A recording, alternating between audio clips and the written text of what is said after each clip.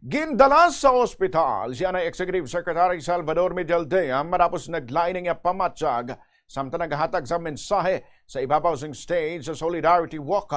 Kanungan sa ika-81 nga kaadlawan ay Presidente Rodrigo Duterte kahapon nga adlaw sa Davao. Wala na natapos ni Medialdea ang mensahe kagin sa kaini sa wheelchair kagindala sa ospital.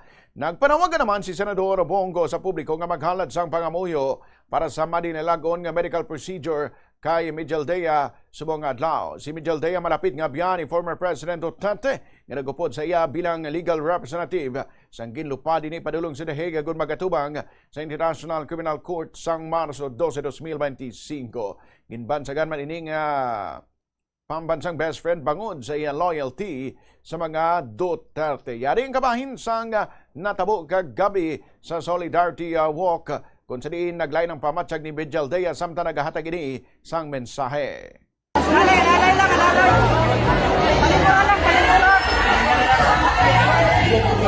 Hindi po kinakalisod ang COVID.